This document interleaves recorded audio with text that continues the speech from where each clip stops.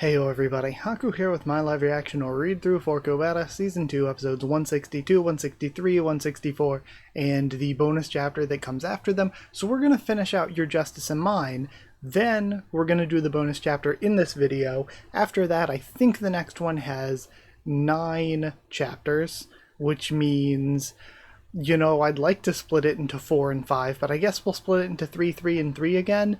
Just because I like to keep the, episodes within the chapter. I tend to call them chapters and arcs because that's how Tower of God was years ago. So within the arcs, I kind of like to keep them each separated instead of starting just doing one chapter of the next one. So I think 3 at a time works.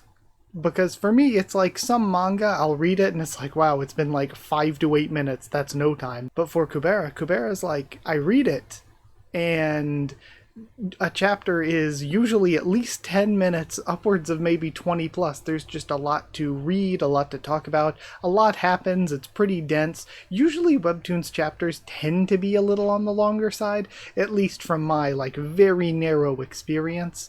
So 3 chapters has ended up being sometimes over an hour, at least 45 minutes. So with that in mind, I'll probably split it into 3 each, unless they do end up being short somehow. Then the one after that is 4, so I can just do all of that together. And then the last one is 3, I think, so I can do all of that together. And then I just got to thinking, before recording this, I was like, oh yeah, then before I start season 3, I probably should do another character ranking. The only issue I'm having is, ordinarily you would think, yeah, that makes sense. We're at the end of a season, do a character ranking before the next season. The issue that I run into is, even though it's been a while, it feels like I just ranked them. I'm thinking, would my opinions be incredibly different? And if anything, my opinions on characters would probably be mostly lower than they were before. Somebody, I think in the comments, mentioned it, where it's like, yeah, this is pretty neat, pretty cool writing, but it makes you not like some of the characters, like Asha for sure, the big example. So that's me. I'm like, well, I think the story has really interesting writing. I do definitely feel like I like most of the characters a lot less now. So it's I should do a ranking. I will do one, but I feel like I'm just going to be more down on most of the characters than I was previously. I feel like it's not that people have won me over and have moved up. It's more that people have disappointed me and moved down.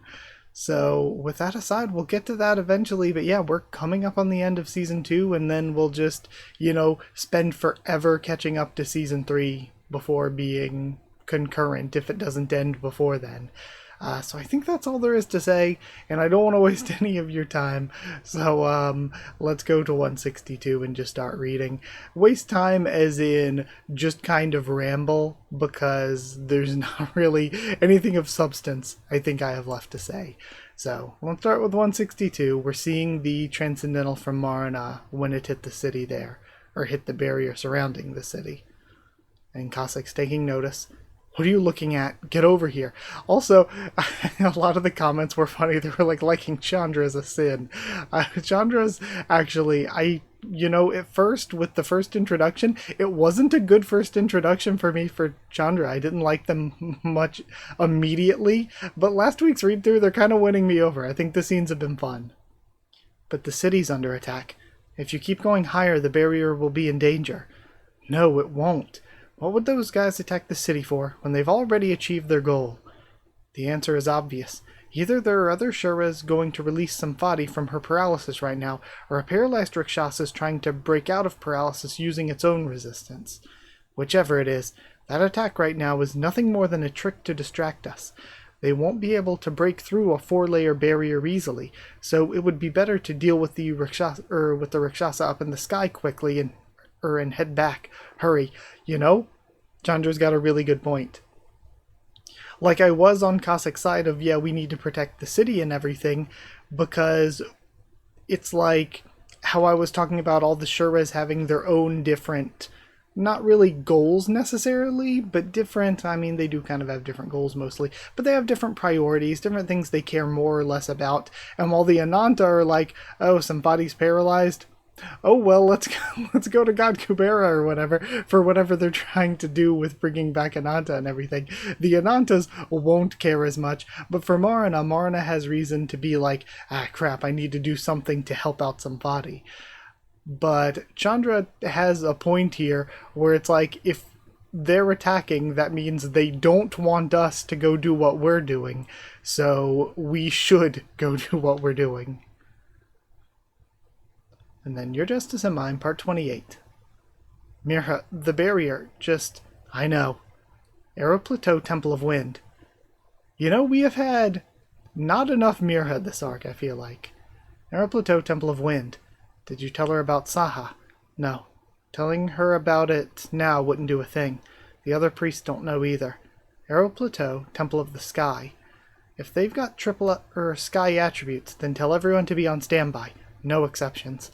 No matter what happens, we can't allow all of the barriers to be destroyed at the same time. Rentalo, Temple of Darkness. Lila, will we be okay? We have no choice but to just have faith and wait for now. All we can do is hope that Chandra will resolve the issue up above and return quickly. Rentalo, Temple of Death. Claude, could you at least pretend to be worried about the barrier? I'm not in charge of it, even if it breaks anyway. There are priest candidates, you know. Arrow Plateau, Sky Tower. What's going on? We're under attack, but not a single turret's working. They're attacking in human form. The turrets only attack them in Shura form. Ron, you have the eyes of a hunter, right? I do, but Roosh ended up looking after the tower instead of Ron. Then go check things out. The nearby mountains have collapsed, so there will be almost no obstacles in your way. Judging from the direction and type of attack, they're probably somewhere over there, since it looks like a circular transcendental skill centered around the caster. Again, I feel like there is no way Ron is mentally prepared for the role of planetary leadership at this point. Ah, I found it. But still it's in human form, so I won't be able to hit it from here. We have this, Ron. I've heard a lot about its power. It's going to be the bow, right? But let me predict and be immediately wrong or right ahead of time. I've heard a lot about its power. They say, okay, well, if I would have kept reading literally in the same sentence, I didn't even need to scroll down. They say that it blew up one of the pillars supporting a temple in Calibloom, right? If we can add the Sky Tower's distance adjustment to that power, it'll be tremendous. No, Ron, I told you before, my brother may be able to use that, but Then why have you been carrying it around so much? If you can't use it at all, then there's no need to even carry it around, right? Well, it's not like I don't have any way of firing it. And I wonder, did he have a way of firing it on his own? I don't really remember. Or was he maybe just carrying it around for, Yuta to use, if need be? What is this? Are we just supposed to wait here and pray? If you don't think you can do it, I'll fire it. You know how to use it, right? Huh? But Rana, if you fail, you could lose all of your vigor. It's still better than not trying at all. It doesn't look like there's anyone else around here with as much vigor as me. Plus, even if I fail, it would be better for me to do it, since I recover vigor quickly. But where's the bowstring for this thing? I'll fire it. Since you're a recovery magician, it'd be better if you didn't use your vigor for this. Good. The reason I've been carrying this around is because I can use it, but I can't fire it in my current state. Wait, Ron, don't tell me you're... No, I didn't mean for you to go that far. It would be better if I... And then we have a flash. Maybe. It isn't a coincidence that I lost that power when you were born. Your father wants you to be a magician, but your abilities aren't quite up to it. Okay, so he received some kind of power from his mother's side. So he has struggle with being a magician. Is he like some sort of, I don't know, perfect quarter where he can still use transcendentals or something? When he was alive, your grandfather used to say, "Stay away from the Gnostikas. Don't let them seduce you. Don't lend your power to them either." Or maybe it's just a incredibly special thing for his mother. He always said that while he was raising me on his own. Ron, my mom said she hopes you won't do that again. Not only could you use your life, but there could be an even greater punishment waiting for you. Okay. So unless this is a translation error and she's supposed to be saying, like, as your mother, I hope you won't do that again because of the consequences, then like, Ron's grandmother is still a presence at that point when this flashback took place. I thought you said that... Okay, never mind. So it is not a translation issue. They're mentioning his grandmother. I thought you said that your mom has used this kind of power lots of times before. Not a lot, just a few times for your father when we were little. Then I'll use it for Rana. Why is it that you only take after the bad things about me? Okay. And we have his hair coming undone. Not sure what else is the change here immediately, but let me think. And maybe the hair color is a little different, or maybe that's just, the panel itself. I don't know what's just the panel itself. So I need to really internalize this stuff. So it might take a second. I might need to reread it. Okay, so when Ron was born, Ron's mother lost the power. And Ron's mother should be a half, right? Which means that Ron's mother, her parents should be a human and a human and a Shura. So his mother lost the power, which means that Ron probably inherited the power. So your grandfather, I guess maybe Ron's father's father, maybe? But if it is her own father that she's talking about, then is he the human then? So he's the human maybe, and he said, stay away from Gnostikas because whatever power that she inherited from, again, presumably her mother, because her mother's the one who's a Shura, then whatever power she inherited, her father was like, don't let the Shuras get this power because they'll seduce you to try to, like, get your power from you. Or, like, if it gets, like, passed to her kid, like it was passed to Ron, if her kid was with a Shura, then, again, that would be getting back toward in the Shura's hands. So that, or even if her father was the one who was a Shura, then he was maybe the one who passed the power on to her and is like, hey, don't have a kid with somebody that you don't want to pass your power on to or that could use you for passing on your power. And he raised her on his own. So it is her father. It's not talking about his father's father. But then she mentions her mom. So he raised her on his own, but her mom is still around because her mom says that she hopes that Ron won't use it because of the punishment. So the mom then presumably is the one, since they said the mom used the power lots before. Okay, so the power definitely wasn't passed on from the dad. It was passed on from the mom to Ron's mom and then passed on to Ron. Okay. And then, so her mother used it for her future husband or whatever when they were little.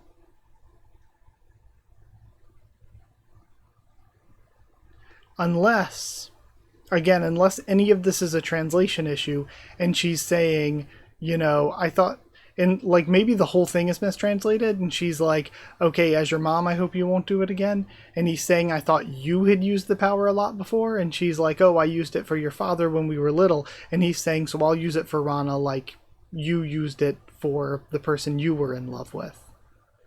So again, either the whole thing is a translation issue, which usually people like kind of point out ahead of time if it's like that crazy, or it's something that his grandmother used to help his mother's future husband.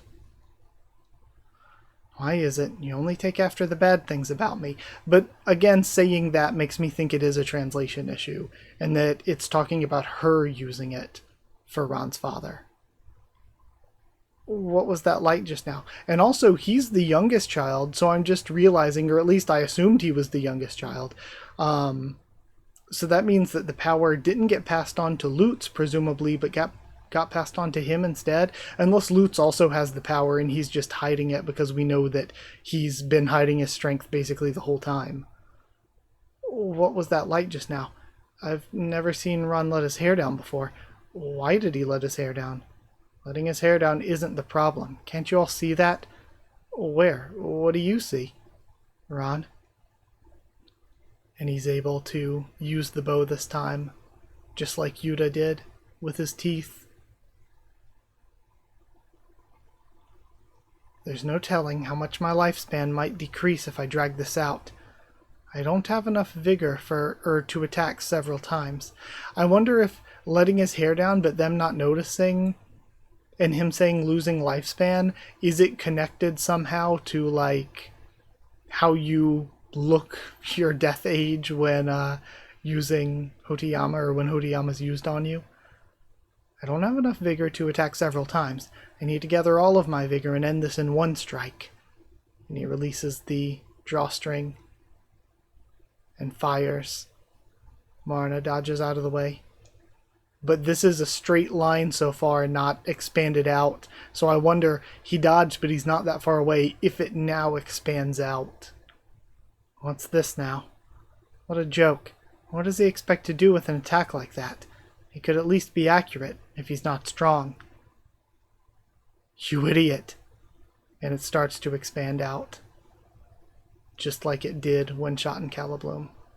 Okay, and there is where it ends. So sorry if it was, a bit discussion heavy, but I really, really thought I needed to pay attention to what they were saying about Ron's parents. Again, assuming because he's a quarter, his father, just a normal human, his mother was the half. His mother's mother, I'm assuming then, was the Shura, and mother's father, again, is probably the human. She probably mentioned it when she was telling the story about like people falling in love and aging differently and stuff like that back in the earlier flashback. It was probably clear there, if not clear here. Or maybe she was just talking about herself aging differently from Ron's father. But I do think that the way it was spoken is most likely a translation issue, and they were talking about her using the power, so maybe it's not clear if she inherited it from her father or mother yet, and we're not supposed to know that yet, or it's either it was a translation issue and they're talking about her, or they are actually talking about her mother, and her mother used it for her daughter's love, So, either of those is possible, but I think it's more likely that it's a translation issue. But either way, I guess let's go read the afterword. The afterword this time says, I think it was around episode 60 of part 1, when there was a story about Ron's maternal grandfather. Where did the mother go, and did she raise the child alone? Again, because the mother is missing too, it just makes sense that it was a translation issue and they're talking about Ron's mom. Then some people were curious about how I was doing since Leather hasn't been out for a while. They mean Mira? No, never mind, because Mira's Mira down here. People who were worried that I got fired by Mirha because I gave documents to Lise. Okay, they're talking about her without permission. They just, for some reason, the translated her name as Leather. Don't worry, it's not like you get fired that badly. Then, is this your first time seeing the shape of a neutral bow? I think it'll be hard to braid that hair again. College entrance exam is coming up soon. There's something I often say when I cheer on students taking the exam. I want you to get a score that's at least 1 point higher than your best score on the mock exam so far. This may seem like a simple cheer, but if you look closely, then empathy to 286. Okay, so with that all aside, then that is still only the first chapter. Let's go read the next one. 163 starts with, wow, what's that? It looks like an attack from the city, but for the shockwave to reach all the way here. I don't know what it is, but Marna might be in danger. Should we go help him? Ignore him. Right now, this is more important. Why should we worry about someone who chose to dive in there by himself? It would actually be better for us to go, or it would actually be better if he were to go get himself killed for his arrogance when we've already achieved our goal, since he'll go back to being enemies once we're done cooperating anyway. Well, that's true. Then we're all ready now. I hope we won't have any regrets. And we see, is this the golden armor for the Golden Knight? Now we have Your Justice in Mind, Part 29. Do you see that man sitting by himself in the center? Not very clearly. Do you mean the man wearing something like an armored helmet? Yeah. As you'll be able to tell from the situation around him, he's the leader of the mob of Shuras. The superior Shura that attacked your village was simply following orders. He was the main instigator behind it. So, if you just kill him, not only will you be able to get revenge, but you'll be able to even stop the Shuras from ever achieving their goal. And again, I'm wondering if she's trying to get revenge on God Kubera, and she needs the power of a Kubera to kill him, and she could have taken the power for herself by killing them, but because Lise was Rao's daughter, she instead wants Lise to kill him and take on the power of God Kubera. But the only thing that's confusing is then why do we have two Kuberas left? Shouldn't you need to make it go down to one? Now, do you understand what the responsibility that you have to carry out is? This way, you can have both revenge and the honor of having saved the planet. But it's extremely dangerous. When Saha died, it became a matter of time until the Shuras reached their goal. So, if you don't kill him with the Sword of Return before then, it'll all be over. Then you shouldn't have harmed Saha in the first place. Then I wouldn't have had enough power. Before I entered this fight, I had to kill one more person to boost my strength. Why do you try so hard just to boost your power? You could have cooperated with Saha. If you had told Saha about this plan of yours, he would have cooperated with you, so why'd you have to go so far as killing someone? If I had done that, then it wouldn't have been me who wins in the end. And does this maybe have to do with learning information from, Vishnu? I only have one intermediate goal in common with you. My ultimate goal, and the values I'm willing to forsake in order to achieve it, are all different. You may not care if you die for someone else's sake, but I do. I have a goal that goes beyond mere revenge, and in order to achieve it, only I have to survive until the very end. It doesn't matter how righteous the means are, whether I kill Shuras or humans. I don't care as long as they're not a part of Rao's family. If you didn't have the name Lise, I wouldn't have had to bother with you for so long either. That warmth that very occasionally used to show itself among her countless blunt statements. She's probably actually a good person. That faint affection that gave me this endless faith was never directed toward me. My life is worthless to her. She would have killed me in a heartbeat if I weren't Rao Lisa's daughter. So, Rao was the only one she cared about, and that was the only reason she ever had any kindness toward Lise.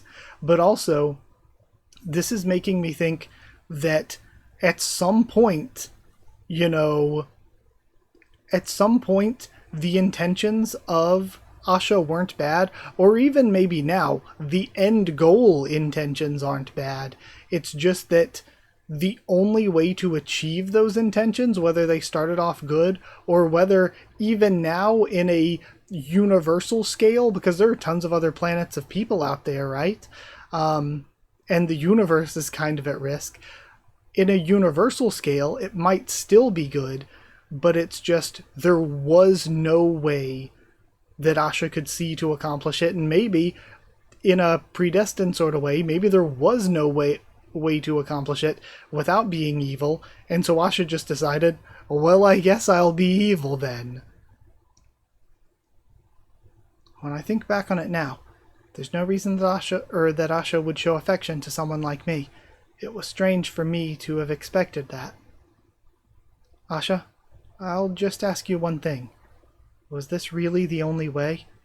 Didn't you consider looking for a better way, where you wouldn't have to kill people? Have you ever, even once, thought that the path you were taking was wrong? Never. I'll kill 100,000 people, if it means that I can have the last laugh. That's my justice. But that isn't your justice. Sacrificing yourself for the greater good. Didn't you say that you didn't care about that kind of thing? Then obviously you should just stop arguing with me and help me kill that guy. Isn't that so? Having seen through her thick shell, she was so different from what I'd imagined in my own mind, that for some reason I actually laughed. Did you just laugh? You laughed on the day you lost all of your village, too. I get like this sometimes. Anyway, so what do I have to do now? For now, it's impossible to jump right into all of those superior Shuras, so we just have to sneak in, through the passage behind where he's sitting, and kill him alone. Whether we succeed or fail, the superior Shuras will all rush at us right afterward. I don't mind dying, but there are friends I'd like to see first. You stay here and guard here, and Sagara leaves Yuta, so that no one disturbs me and no one comes this way. So it seems like Sagara's plan might be ended by Lee's here. Eat them all up, just like you've survived so far. And Yuta might be the worst person to leave behind to guard, because if anybody can get through to him, it might be Lee's. Now we're back off to Morana. Well done staying in your human form when the two gods have been summoned. And Gandharva came in. You've sure got guts. Have you decided to get yourself killed? Gandharva, why do you look so young? There's no time to chat. If you want to live, get away from this place right now. Get far away from the snake's base and out of the firing range of the gods. It would be perfect if you ran away to around Calibloom. Then hide yourself there in your human form. If you keep getting involved here, you'll end up dying no matter which side you're on. Why would you show up all of a sudden to tell me that? If I intended to save myself, I wouldn't have come all the way here. I just want to find my siblings and return to the Shura realm. Do you really think he's going to keep that promise? He's the one who tricked me into coming all the way here and then abandoned me. What on earth do you trust about him so much? If he really intended to keep his promise with you, someone should have showed up to help you by now, but no one's come. If you have half a brain, then think about why that would be. You're going to be enemies with them once your brief cooperative relationship ends anyway. Now that they've gotten what they wanted, they probably just want you dead now. You're already a useless nuisance to them. Then help me, Gandharva. There's a companion of mine in space, Samvati, a stage 5 Rakshasa. She was also cooperating with the snakes, just like me, but right now the snakes have forsaken her. If I leave her like this, she may end up dying in an attack from the gods. I think there's been a misunderstanding, Marina. I'm not from the Garuda clan. The only reason I saved you just now is because you're my friend's son. There's no reason for me to save a Rakshasa whom I've never met. And I love this parallel right now. They killed it with this chapter, bringing this in, because these are the two relationships we've seen from the very beginning of the series. We've seen from the very beginning of the series Asha and Lee's and Marina and Gandharva, and here we're paralleling their relationships, where Asha only cared about Lee's and is willing to do whatever, abandon whoever, kill whoever, only cared about Lee's because she was Raoul's daughter. And here, Gandharva, again, doesn't care about the Garudas, doesn't care about any of this other stuff, has stepped away, has his own things he wants, his own goals. The only reason that he has treated Marina the way he has, the only reason that he's stepping in to save Marina is because Marina is Garuda's son. But Samvati's one of only 2 stage 5 Rakshasas in the entire Garuda clan at the moment. Akasha must have sent somebody here, knowing that there's obviously nothing in the human world that could pose a threat to her. If we lose a stage 5 Rakshasa like this, it would be a huge loss of power for the Garudas, Gandharva. If only for the sake of the clan of your friend, please help Samvati. I understand the situation, but I don't have any strength right now to go all the way into space and fight. I'm not asking for that much. Just help me deliver a threatening attack against the city. If you do, then Samvati will be able to survive. To be continued. I love the way we did that, even though I think that Gandharva, again, maybe I'm reading the situation wrong. I think that after so much time with him, maybe he cares more about Marna, but then we saw in their flashbacks, he was willing to just beat the crap out of Marna all the time to make him stronger, right? But I love that we're paralleling this in one chapter, the two relationships we've seen from the very beginning of the series. The core of Asha caring about Lise is because she's Rao's daughter, and the core of Gandharva caring about Marana is because he's Garuda's son. Man, that was really good stuff. But we still get to go read more, so let's check out the afterword. Afterward this time says, the thumbnail is Yuta after a long time. It's not in good condition, but...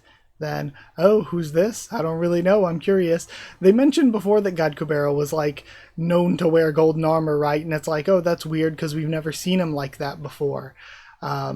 But now we're actually finally getting to see it. Obviously, for so many other reasons we know it's him. We also have the gold swirls around him. We also know that, of course, that's who they've been working with this entire time. But now we're finally getting to see him portrayed how it was, said that he was portrayed all that time ago that we never saw before. They said the last scene of the second part trailer would be released soon. It's already out. It's episode 161 of part 2. Look for it. Then Marana must have knelt before Gandharva many times. Wasn't that the case almost every day in Shura Island? Empathy, 259. Very good chapter, though. That chapter absolutely killed it. That was so good. And I really, really liked the interaction between Lise and Asha now. With the honesty broken between them, Lise now knowing how Asha feels a bit, and them thinking about what they need to do next with this out in the open. That scene was so good. And then Marana and Gandharva, it was really good too, but I think the biggest part of it being good is how well it complements the Asha and Lise scene. Really good stuff. Also, I mentioned Yuta being the one left behind, saying, hey, guard this place.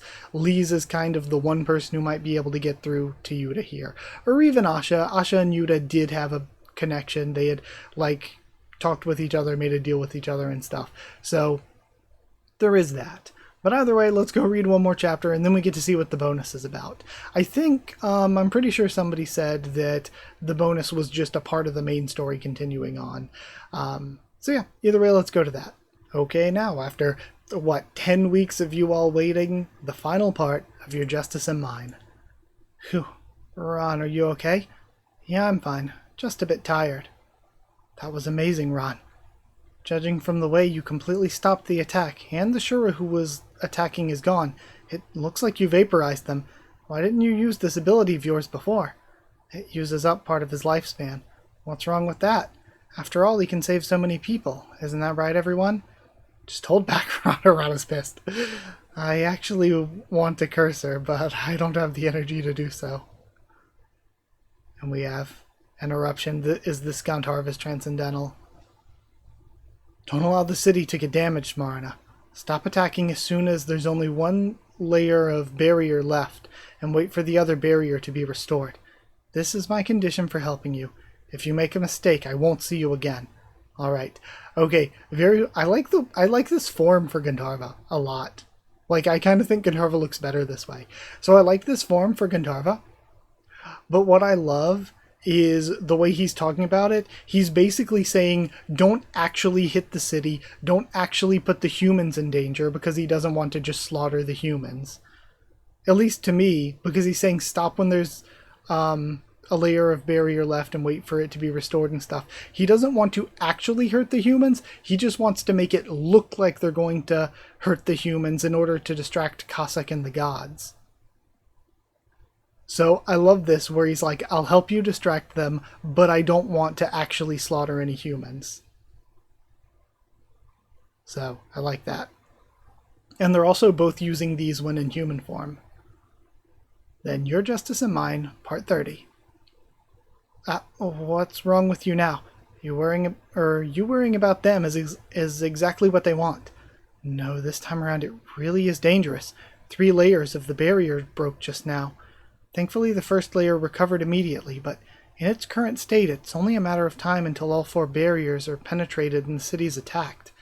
That's why I said it'd be best to hurry and get rid of that Shura and come back. No, at this rate, the risk of Brilith dying becomes too great. I mean, honestly, the 3 of you, you're already out there. It's going to take you some time to get back anyway. Wouldn't it be quicker to just do as Chandra said, take out the paralyzed Shura and then head back? Hey, Agni, I'll go back and strengthen the barrier. You go with Cossack, Chandra. Right now my firepower is weaker than Cossack's. Whether weak or not, without you we don't have enough firepower to safely kill that level 5 Rakshasa. That doesn't mean it's impossible. It's better than leaving the city to be destroyed like this. It may be tough, but I'm counting on you. And we see the barrier cracking, and then fire coming in. He makes it back to where Brilith is.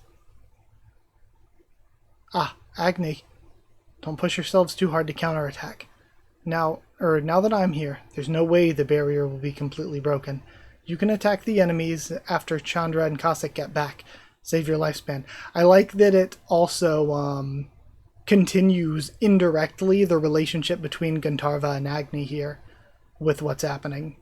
So we sort of indirectly continue that relationship with those two. But also, they were able to succeed. The humans aren't in any real danger. Now Agni's here. But they succeeded in pulling Agni away so that Samvati will almost certainly be saved from Cossack and Chandra. And they mentioned either somebody's going to help Samvati, or Samvati's able to break out of it on her own. I don't think we've seen anyone going to help her. So, unless Clofe's doing it, because we've seen, again, it's like, why would they? But maybe this is something that's another big brain plan by the Anantas for whatever reason they want to keep her alive. But Clofe's the only one I don't think that we have seen in the past, chapter or 2. Okay. So again, I like that they were able to succeed in getting Agni back, and Samvati is almost certainly surviving. She's probably going to break out of it on her own and surprise Chandra and Cossack. You can attack the enemies after Chandra and Cossack get back here. Save your lifespan. And he notices something. Gandharva, I figured that the barrier could only be destroyed that easily with your help. Okay, so now we are seeing that they noticed each other. But now that I know that you're attacking the city yourself, it's such a shame. While all the other gods had given up on you, I was the only one who believed in your potential. And even though Gandharva wasn't really planning to slaughter the humans, much like before, everyone's going to just to think he's evil. I found it. It's right over there. Where do you mean? I can't see a thing. I can't see anything with my eyes either. I just found it using my 6th sense. It stopped moving, but it hasn't stopped its cloaking, so we have no choice. You just attack in the direction that I installed the amplifier. Unlike Bhavati Chandra, which only amplifies the power of magic, Chandra's amplifier also amplifies the power of transcendentals. It'll be really tough when it wakes up and starts to move around. That's why we needed Agni. We had to give as much damage as we could with his firepower before it can move properly. Okay, so even now they're not planning to be able to one-shot Samvati. Aren't you going to use cloaking, Chandra? You are the god of darkness, after all. Vishnu sealed off that ability of mine. Why would Lord Vishnu do such a thing? Lord Vishnu? Only a small number of people know the truth about that insane god. I'll tell you if we manage to kill that Shura safely. Okay, so that is tying in more with whatever's going on with Asha. Anyway, it'll keep its eyes closed while it fights to avoid my insight, so its attacks won't be very accurate. After damaging it with our first attack, it'll probably fire at random, since it doesn't know our position. Then, you just have to attack it in the direction that I installed the amplifier, while avoiding its attacks. Easier said than done. You're not scared now, are you? No. The only thing I fear is my father, and we have Part 1, Episodes 74 and 82. Right. I completely understand. Well, anyway, I finished installing the amplifier, so we'll attack together when I count to 3. 1, 2, 3. And we have a flash. And we cut away. You're on your own now. On my own? That's right. The place is far away from the Aero Plateau anyway. You can use the Kubera magic in that bracelet and that bracelet lets you regenerate yourself, so you won't get killed right away, right? I'll watch the situation from behind and use magic. As soon as you see an opportunity, cut off his head with the sword of return. Right away, no matter what happens, you must not hesitate. Oh god, she's gonna hesitate because she sees who he is, right? Remember, I'm sparing you because you're Rao's daughter, but only as long as you don't get in the way of my goal. If I see any sign that you're gonna mess this up, I'll kill you right away and finish the job myself. Got it? If you don't understand, I get it, so don't worry. She walks off. Their relationship has actually been really good these chapters. This is the end. That rotten path that I've been walking this whole time has all been for this moment. She walks towards it. The outcome was already decided from the time that a god who can see the future promised to take my side. She smiles. This is my victory, Kubera. Your justice and mine end. Next chapter, loser. Next week we'll feature the past stories of 3 supporting characters, and this chapter will be continued the week after that. Okay, so we're getting... That's why it's not included for whatever reason in the number, is it's a flashback for 3 characters. Okay, so before we check that flashback, let's check the afterward. The afterward says, finally the longest chapter is over. If Ron was in good spirits, words that were covered by X after a long time might have come out. Then, Chandra, I'm going crazy, what should I do? Transcendence amplification. This technique seems like it'd be very useful, right? I finished editing the 6th volume of the single... I love that Chandra's power is amplification, it's so cool. In addition to the stealth. I finished editing the 6th volume of the single volume edition. I just need to make the cover and cards. I'm sorry I'm so late. As for the popularity vote, I was originally going to do it after finishing this chapter, but since the remaining amount is ambiguous, I'm thinking about doing it after everything's finished, but I'm still thinking about it. At first I wrote that the episode that references Cossack's father in the middle was 74 of Part 1 because Texaka's directly introduced there. There was an opinion that it would be better to watch episode 82 for fear of being a father, so I requested a revision to Part 1, episodes 74 and 82. Thank you. Okay, makes sense. And then Empathy 230. So last thing, let's go read the bonus chapter. Okay. Okay, time for the chapter Punishment. I'm just going to leave it as Season 2 episode blank. So we get the bonus episode here. It seems like, from what the last afterward just said, that this would be a triple flashback, maybe? So I don't know how long it'll be, but I'm excited to get some more. I think that flashbacks are a fun way to add into characters, so I'm really excited for that. And also, I noticed that there is an afterword for this one, so we'll read the afterword for this one too at the end. So, either way, let's see what we have. We've got someone here. Okay, Punishment. Eloth year D999, 1 year before the Great Upheaval. Marriage? No, I still haven't thought about it. But Lorraine, we've already been engaged for 10 years. Saha 17 years ago. Quarter, age 40, physical age 20. That's right, a whopping 10 years ago. When I was 10 years old, the elders in my family decided on the engagement among themselves. Then Lorraine Rotia, 17 years ago, pure blood, age 20. Her aunts practically forced her to get dressed up when they heard about her meeting Saha. Okay, So it was decided 10 years ago when she was only 10 years old. What I was laughing about there before continuing reading is I was like, Saha's prettier than Lorraine. I like Lorraine. You all know I like Lorraine. It's just I was like, Saha's prettier than Lorraine. I don't know what you thought about me at that age, but I really wasn't thinking anything, Saha. Then you should have canceled the engagement before. She was literally a child. You don't want him for yourself, but you won't give him away. You're quite the player, miss. Lutz Syrafe 17 years ago, quarter age 28, physical age 14. Jeez, you scared me. What are you doing here? I like the addition of the physical ages to their little introduction things. I'm experiencing my employees' work conditions as their boss. Someone sure is busy. Maybe that's why he succeeds at every business that he tries his hand at. Anyway, I'm not a player or anything. It's just because of what my family forces me to... So, Lorraine, are you saying you don't want to marry me because you don't like me? No, Saha, it's not like that. It's not that I don't like you. What a player. No, I told you, it's not that. Sorry, hiccup.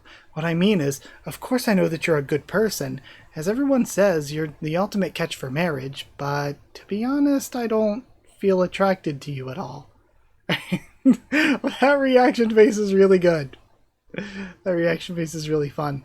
Wow, it's over. That was so blunt. What do you mean by feeling attracted? Could you be more specific? This guy must not have any pride. I mean, being attracted, like, for example, someone like Lutz. I don't like middle-aged women. Disgusted. Even though he's older than her. She is literally 20 here. And he is 28, physically 14. What are you talking about? I don't like you either. I was just talking about your face. But what do you mean women? I'm 8 years younger, middle-aged women. I'm 8 years younger than you. If you want to get treated like you're younger than me, then you'll have to speak more politely. Why do you only act so polite to Saha? So, it's a problem with my appearance. No, it's just, to be honest, it's true that your extremely girly face is the biggest problem. Yeah, I get it. I feel like, unironically, people might have differing opinions on this. Unironically, is it somewhat gay for a woman to be attracted to Saha? He may be a guy, but... It's like, again, I feel like if a guy were attracted to Saha, even though he is also a guy, I feel like it wouldn't be that gay, given that he looks more feminine than many women, you know? Then, to be honest, it's true that your extremely girly face is the biggest problem. It's not simply about your appearance, it's also things like your personality, or your behavior. She's just stabbing him in the chest repeatedly. Would you change your mind a bit if I became a bit more attractive? Answer me. If there's really no hope for me, then I'll stop bothering you and cancel the engagement. I'm all for that, of course, but if we cancel the engagement for now, there will be problems for both of our families. Would it be okay to keep the possibility open for now? Even if we don't cancel the engagement now, as time goes on and I age more quickly than him, he'll end up looking for a younger woman. If I wait until then to cancel the engagement, then he wouldn't get hurt and it'd be good for both of us, right? I just have to bear being an old spinster. Well, there's no need to cancel it right now. If you really start looking way more attractive than now, I may want to marry you. And she's kind of just stringing him along because she's kind of just stringing herself along. Alright, I'm glad there's a chance. I'll have to try harder now. Actually, I was just recommended to be the head of the Magic College, but I'm still young, so I refused and suggested they give the position to someone else. For now, I'd better say that I'll take the job. I'm also being considered as head of the Magicians Union and presiding judge of the Magic Court. Would it be good to accept those positions too? Yes, of course. You should do as much as you can. The more successful Saha is, the better it is for him on a personal level. Plus his family will be happy and it'll be a win-win for both of us in the end, right? And Lutz is just visibly bothered by all this. Hey, Lorraine? You're Really mean. And you're going to end up getting punished for this. Huh, what does it matter to you? You're the one who's so nosy that you even interrupt other people's dates. Don't talk about people when you don't know what they feel. It's you who doesn't know how people feel. Man, Kasaha seemingly really liked her, and she really just broke his heart and then strung him along while also, again, stringing herself along, like hurting herself in the process. 1 month later, Sahaon is appointed head of the Magic College at Eloth University. We're getting Hunter x Hunter. The following year, D1000, the year N0, vote for the head of the Magicians' Union. Presiding judge is delayed due to the Great Upheaval. The death of the Priest of Light following the attack from Teira Bell, a half-blood, owner of the Sword of Return at the time, after a joint attack from the priest candidates, led to the death of Teira Bell. Sahaon is temporarily appointed priest. Year N1, Sahaon achieves first place magic ranking in the retest to determine magic rankings after the Great Upheaval, officially ascends to the position of Priest of Light, selected as head of the Magicians' Union with 67% of the votes in the Eloth Magicians' Union vote, unanimously selected in the vote for the presiding judge of the Magic Court. Year N5, death of Gibralagis, the Fire Priest. Agwin Rajoff, the president of the Eloth University at the time, becomes the candidate for Fire Priest and moves to Atera. Sahaon temporarily becomes the president of Eloth University. In July of that year, Brilith Ruin displays remarkable barrier abilities and becomes the youngest Fire Priest in history. Agwin. I'm assuming that's Agwin and just a mistyping. One of the candidates for the priest position soon returns to Eloth University but refuses the position of president. Saha automatically becomes president of Eloth University. Year End 6. Sahaon receives an 84% approval in a vote for him to be reappointed as head of Eloth Magicians Union. He receives a 76% approval and a vote for him to be reappointed as the presiding judge of the Magic Court. So we went from unanimous to 76%. Year End 7, Sahaon encounters tremendous conflict with magicians who oppose several new bills he advanced, including the penal law for stolen goods and the penal law for murders of half-bloods. After this, Sahaon no longer proposes any new bills. N8, with growing public opinion that human rights must also be guaranteed for murderers. The opinion that Sahaon's treatment of magic murders is too strong becomes so common that it's even mentioned at a Grand Magician's Conference. Year End 9, Saha leaves his position as president of Eloth University due to excessive work-related stress. He also tries to quit his positions as head of Magicians' Union and presiding judge of the Magic Court, but Lorraine dissuades him from this. Okay? Let me just take that one in again. Year End 10. As soon as Lorraine passes age 30, Sahaon's relatives start looking for a new potential wife for him. Rana Ramia, age 21 at the time, is their top pick, but she refuses. Sahaon is furious when he finds out that Lilia Shu, age 20 at the time, is suggested and the story about canceling the engagement is forgotten. Okay, so Lilia Shu I don't remember, but he was mad about that.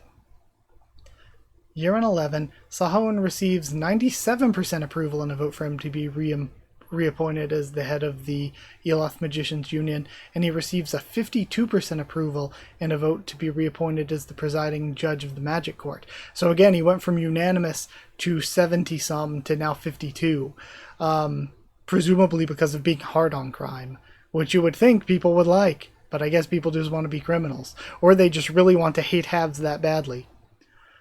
Year End 12, Sahaon suggests the death penalty for Asha Rahiro, in the incident of 29 accidental homicides, but once Lorraine defends Asha and the jury vote on a penalty fee for Asha instead, he cuts off contact with the outside world, staying at home for around a month before resigning as presiding judge. After this, there are 3 votes for presiding judge of the Magic Court, but no one received a majority of the votes. Year End 13, with persuasion from Lorraine, Sahaon submits his candidacy again for presiding judge of the Magic Court. and wins the vote with 64% of the votes in his favor. Year-end 14, Lorraine persuades Saha to return to his position as president of Elath University. Year-end 16, Saha is hit by a mysterious attack in a battle on the Yarrow Plateau and dies. And we see the person from the beginning again. Is this Lorraine, maybe, with shorter hair? Punishment. Is this punishment? If this is the price for my foolishness, then I'll gladly accept it. However, they shouldn't have harmed Saha when he never did anything wrong. Okay, so is there a chance here? Are they activating cloaking? Okay, activating cloaking. Lorraine is going to get involved in the finale with all the stuff going on. With the God Kubera, the Shuras, Lise and Asha. We're also going to have Lorraine get involved, it seems like. Okay, really good. That was one of the best chapters of the series, I think. Very, very good. Again, we got mucho textoed, but we got huntered. It was really good, though. It was really compelling stuff. I still love Lorraine. I loved Lorraine before. I still love Lutz. I loved him before. But Saha, who I had really liked, has now increased even more. Like, I already liked Saha. I like Saha even more now. Really good stuff. So either way, before I end the video, the one last thing that I'll do is go do the afterword for this. The afterword for this says, as I announced at the end of last week, this week is a throwback. As many of you might have guessed when you heard about the 3 supporting actors, the 3 of them are Saha, Lorraine, and Lutz. When Saha and Lorraine looked the same age, although Saha was twice as old in real life, as this period progresses, Lorraine's appearance begins to surpass Saha's. Then Lutz is 8 years older than Lorraine, but he is a quarter boy, so his voice has not changed yet. Despite his looks, he was already Lorraine's college senior and a successful businessman.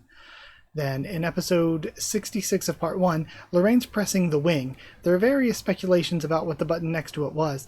One of the most memorable ones was the one where a blade comes out of the car like a pinwheel and spins around to attack. So it's, darkness. It's Chandra related. It's cloaking. Then Empathy 258. Very good set of chapters. Really good arc overall. Again, it's one of those things where I think it was really well written, and I think where it started off slow, it came around when we got into the conflict. The conflict was incredibly, incredibly good, and then moving past the conflict, the stuff here towards the end was the best. The stuff here towards the end was amazing, especially this set of chapters.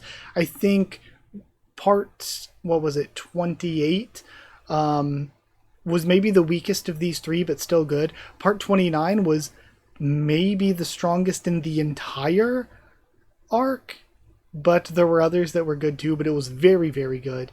And then I would say that 30 was also extremely good. Extremely good.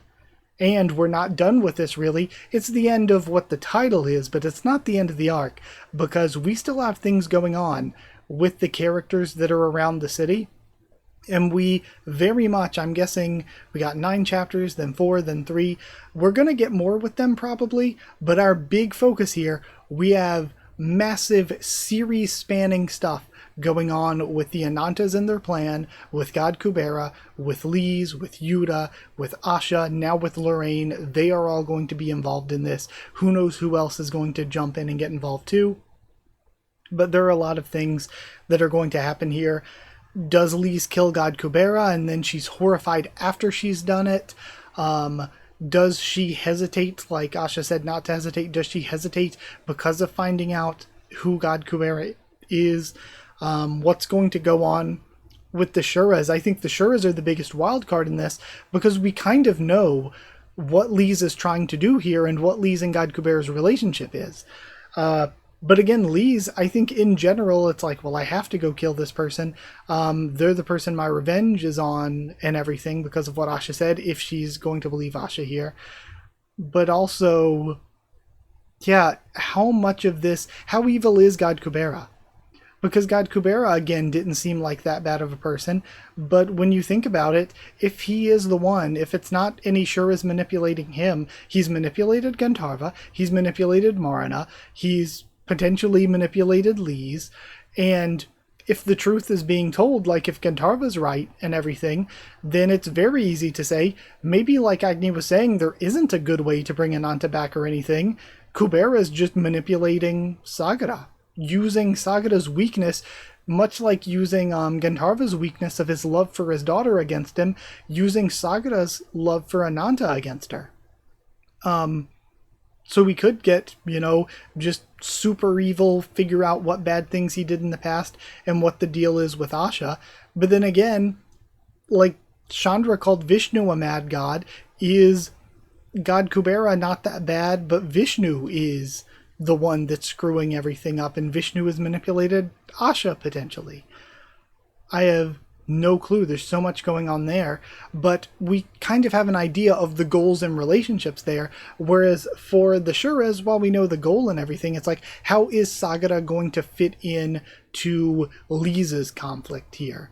And it seems like, again, the Yuta stuff seems set up pretty easily, where Yuta was set to guard the place, but Lise and Asha are the ones who have this close relationship to Yuta, who could, if anyone, snap him out of it. And it seems like that part of things is pretty easy to understand, or at least easy to get an idea of where you think it's going to go. So all of it, very, very good. Get to continue reading next time. Again, for the next one, I think I'll probably split into 3 chapters each. I'm just not 100% sure yet. But either way, thank you so much for being here. This is probably a bit of a long one. It's probably been maybe not an hour. I don't quite know. But either way, thank you so much for your support. Thank you so much for watching and everything. Like if you did like the video, comment down there to tell me what you thought of this set of chapters, my thoughts and reaction. Subscribe for more. And also thank you so much for all of your comments all the time. It's very much appreciated. The comments are always amazing. I really love reading them. So I want to say thank you for that.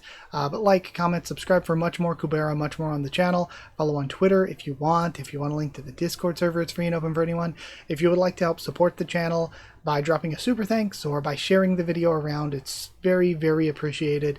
And if you would like to help support the channel, help me keep making videos, but also get your name at the end of videos and get One Piece videos a bit early, you can hit join down below to become a member, or go to patreon.com/HakuOfTheTubes, or link will be in the description to become a patron. Thank you so much to Chosen Regulars, Evan Hawley and Bertie Wooster, Magical Girls, Evernono, J.A. and The D-Ban, Cheriton Student, David Langstaff, Slayer Candidates, SG and Stan Cedar, and Pure Elements, Pater Real, and Elsa the Storyteller. I think Pater Real, I think he's about to move up a crown, and one of you just got a crown recently. I think it was the D-Ban that got one recently. So, yeah, thank you so much for your support. Thank you for watching, and I'll see you all next time.